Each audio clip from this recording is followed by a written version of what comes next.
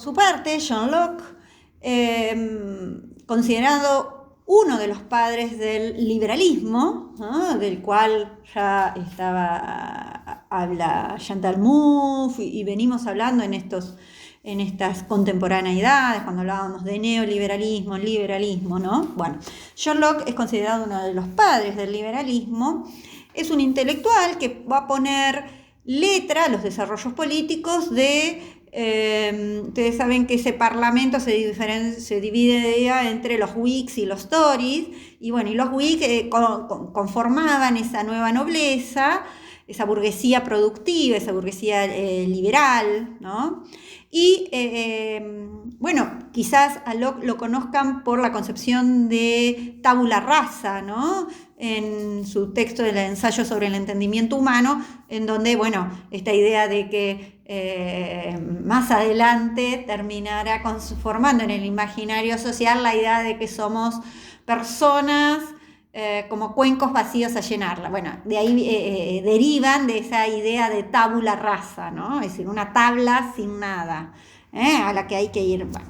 Pero en el Tratado sobre el Gobierno Civil, y luego de la Revolución de 1688, en donde se consolida esa monarquía constitucional, se plantea justamente que el rey va a tener que respetar el Parlamento, ¿no? Ese estado de naturaleza donde el hombre es libre, fíjense, sin ningún impedimento, que vive a partir de su instinto. Y a diferencia de lo que habíamos visto del otro pensador inglés, de Hobbes, para Locke, ¿no?, cuando vive en estado de naturaleza, vive tranquilo, puede convivir, ¿no? Con el trabajo, el hombre va desarrollando y va adquiriendo una propiedad privada. De manera que la propiedad, a diferencia de Hobbes, para Locke, la propiedad es preexistente a la política, ¿no? De manera que la propiedad sería natural al hombre y es lo que permite la transformación de la naturaleza, ¿no? Fíjense este vínculo tan fuerte entre el liberalismo y la propiedad privada, ¿no? No piensa en un hombre que acumule más allá de sus necesidades, pero, dice ahí, siempre hay un pero, en ese estado de naturaleza en que viviríamos, de nuevo, es un estado teórico, es un estado que ellos arman, ¿no? Aparece un hombre egoísta, que quiere,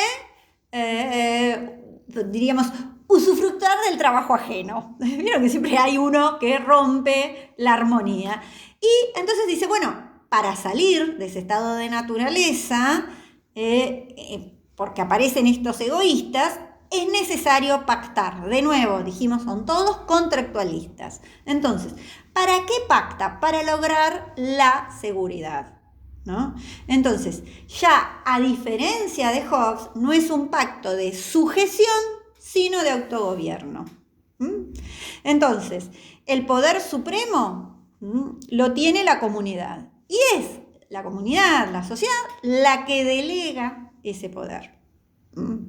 Y entonces hay diferencia entre sociedad civil y sociedad política.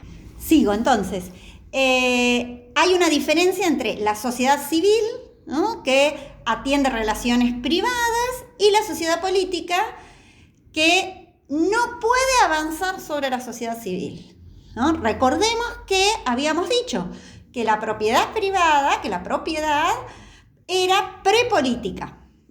Eso es muy importante para comprender esto que hablábamos del liberalismo. Entonces, el consenso se tiene que renovar y requiere de que esta sociedad, que esta comunidad que delega el poder, brinde ese apoyo.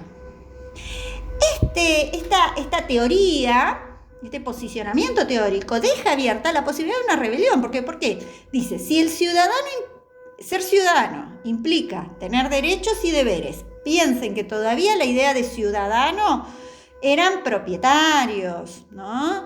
Y por lo tanto tenían responsabilidad civil. Solo pueden ser elegidos en los cargos legislativos quienes tenían propiedad en la tierra. ¿Recuerdan Ahí les dejo una imagen de lo que sería ese parlamento, ¿no? Desde este lugar, esta idea de el contractualismo.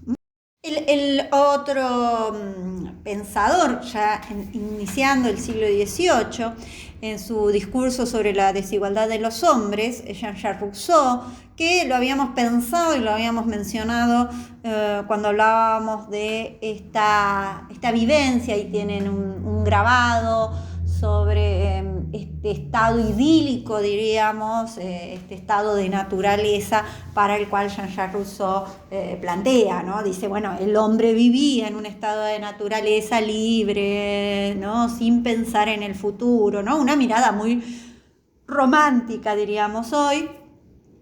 Y frente a, bueno, a las adversidades de la naturaleza y demás, el hombre se agrupa, desarrolla el habla, y en ese agruparse, porque el hombre es bueno por naturaleza, pero empiezan a aparecer ciertas disputas cuando esta idea de un estado de naturaleza, la idea del buen salvaje, ¿no?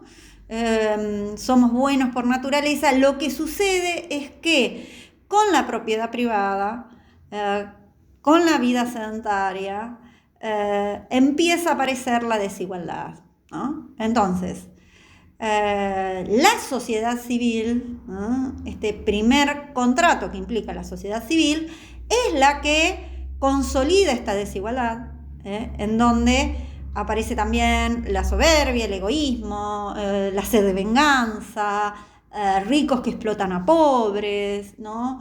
Todo un estado de inseguridad. Frente a ese primer contrato social, esa primera sociedad civil, se organiza un contrato social para poder controlar, y es así que ese contrato social surge de un consenso, de una voluntad general en busca de seguridad. De ahí aparece la idea de república. Es la república la voluntad general de la asamblea. Y ya a fines del 18, principios del 19, el otro gran filósofo del Estado va a ser Hegel, que pone en discusión a estas miradas contractualistas, ¿no? Ya había pasado la Revolución Francesa, dijimos que era una revolución burguesa, y se había restaurado esa Europa conservadora después del Congreso de Viena. Propone una lectura de revisión de los autores clásicos que habían hablado sobre política, Aristóteles, Platón, ¿no? Y observa que el hombre es un ser político por naturaleza, y el ámbito de acción es el Estado, ¿no? El problema es la permanente dicotomía o dualismo del mundo moderno, que propone volver a la unidad, ¿no? Entonces, ahí va la historia, Hegel, y no observa ese estado ideal del que hablaban los contractualistas, y propone reflexionar sobre procesos históricos, ¿no? Y empieza a observar cómo no existiría ese momento previo al Estado del que venían hablando en los procesos históricos, y que los derechos individuales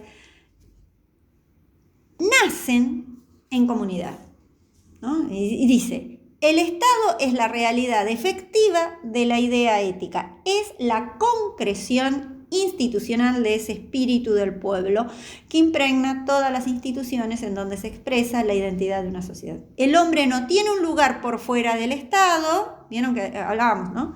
El espacio público es estatal, la libertad al hombre se le otorga en el Estado, ¿no? Y la representación es corporativa. Somos libres en cuanto somos ciudadanos. Posteriormente, el que va a hablar del Estado desde una mirada crítica